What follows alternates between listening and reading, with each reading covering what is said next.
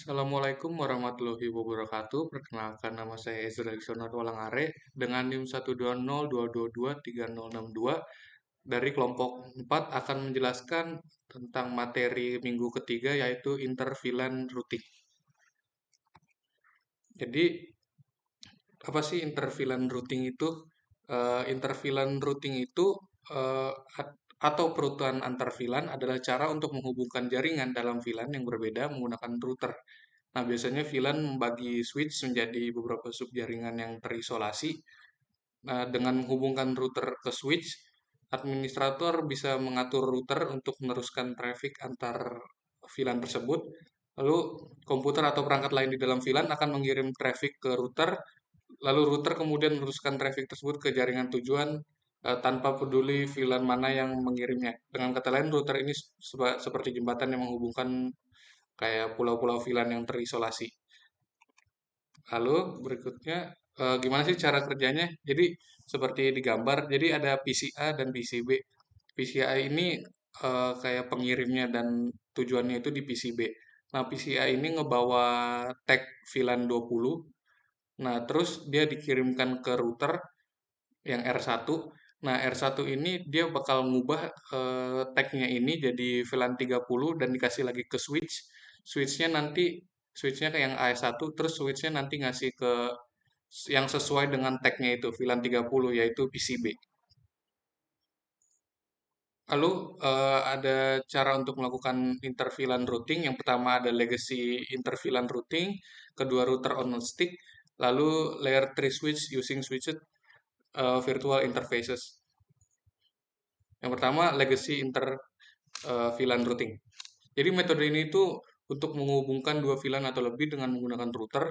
Dalam metode ini router bertindak sebagai gateway antar VLAN dan meneruskan paket data antar VLAN berdasarkan alamat IP tujuan. Jadi langkah-langkahnya itu pertama ada konfigurasikan VLAN pada switch. Jadi pertama buat VLAN dulu, buat VLAN baru pada switch, lalu tetapkan port switch ke VLAN yang sesuai. Nah, selanjutnya ada konfigurasi router. Jadi buat interface virtual untuk setiap VLAN, lalu atur alamat IP pada interface virtual, lalu yang terakhir baru konfigurasi routing antar VLAN. Nah, selanjutnya ada router on a stick, teknik routing antar VLAN yang jadi ini tuh yang hemat biaya dan simple. Dalam metode ini router terhubung ke switch menggunakan satu kabel, namun bisa merutekan traffic antar beberapa VLAN. ROAS bekerja dengan memanfaatkan kemampuan terang pada switch dan sub interface pada router. Jadi langkah-langkahnya hampir mirip. Yang pertama konfigurasikan VLAN pada switch. Jadi buat VLAN yang dibutuhkan pada switch. Kemudian konfigurasiin port switch yang terhubung ke router sebagai terang portnya. Lalu terang portnya itu mampu membawa traffic dari beberapa VLAN. Nah, lalu konfigurasi sub interface pada router.